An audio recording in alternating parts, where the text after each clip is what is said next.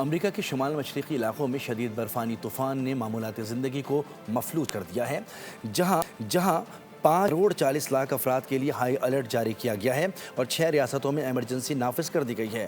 طوفان کے باعث امریکہ بھر میں 11,000 سے زائد پروازیں منسوخ، جبکہ سینکڑوں تاخیر کا شکار ہیں۔ سب سے زیادہ متاثر ہونے والا شہر نیو یارک سٹی ہے، جہاں رات 9 بجے سے دوپہر 12 بجے تک غیر ضروری سفر پر پابندی عائد کر دی گئی ہے۔ امریکہ کے شمال مشرقی علاقوں میں برفانی طوفان نے قہر ڈھا دیا۔ شدید برفانی طوفان نے معمولات زندگی کو مفلوج کر کے رکھ دیا۔ غیر ملکی میڈیا کے مطابق شمال مشرقی امریکہ میں برفانی طوفان کے باعث 5.40 کروڑ افراد کے لیے ہائی الرٹ جاری کیا گیا۔ 6 ریاستوں میں ہنگامی حالت بھی نافذ کر دی گئی، جن میں New York, New Jersey, Delaware, Rhode Island, Connecticut اور میساچوسٹس شامل ہیں۔ طوفان کی شدت کا اندازہ اس بات سے لگایا جا سکتا ہے کہ امریکہ بھر میں 11,000 سے زائد پروازیں منسوخ ہو چکی ہیں، جبکہ سینکڑوں پروازیں تاخیر کا شکار ہیں۔ برف کی سب سے شدید لپیٹ میں آنے والا شہر نیو یارک سٹی ہے، جہاں انتظامیہ نے رات 9 بجے سے دوپہر 12 بجے تک غیر ضروری سفر پر پابندی عائد کر دی ہے۔ میئر زہران ممدانی نے شہر بھر کے اسکول بند رکھنے کا حکم بھی دے دیا۔ محکمہ موسمیات کے مطابق نیو یارک سٹی میں 18 سے 24 انچ، جبکہ بعض علاقوں میں 28 انچ تک برف باری متوقع ہے۔